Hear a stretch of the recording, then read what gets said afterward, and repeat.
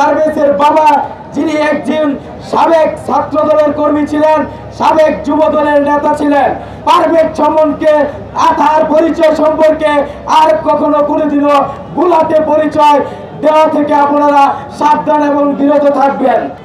আসলে আমরা সকলেই অত্যন্ত শোকাহত, যা আসলে ভাষায় বলা প্রকাশ করা সম্ভব না। তারপরেও আমি দু একটি কথা বলতে চাই।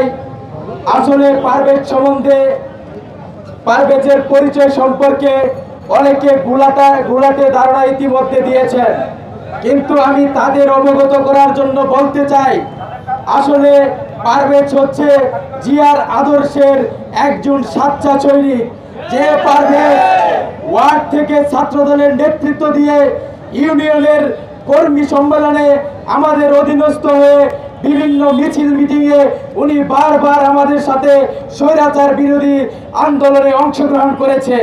তারপর যখন সে ঢাকায় বেসরকারি বিশ্ববিদ্যালয়ে ভর্তি হয়, তারপর আমাদের উৎসাহে বেসরকারি বিশ্ববিদ্যালয় ছাত্র দলের সাথে বিভিন্ন প্রোগ্রাম মিছিলে অংশগ্রহণ করে এবং পারভেজের বাবা, যিনি একজন সাবেক ছাত্র দলের কর্মী ছিলেন, সাবেক যুব দলের নেতা ছিলেন, তাই তাদের জ্ঞাতার্থে বলতে চাই, পারভেজ চমনকে তার পরিচয় সম্পর্কে আর কখনো কোনোদিনও ভুলাতে পরিচয় দেওয়া থেকে আপনারা সাবধান এবং বিরত থাকবেন।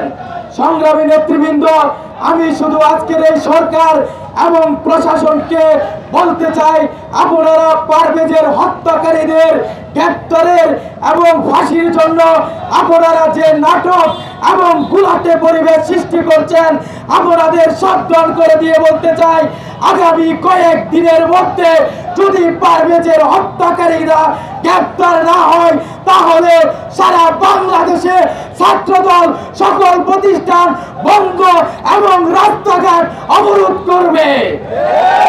আমি আপনাদের জ্ঞাতার্থে বলতে চাই যে নিষিদ্ধ ছাত্রলীগের সংগঠনের নেতা কর্মীরা আজকে তারা বৈষম্য বিরোধী ছাত্র দলের ব্যানারে সারা বাংলাদেশে নৈরাজ্য এবং হত্যার সৃষ্টি করছে।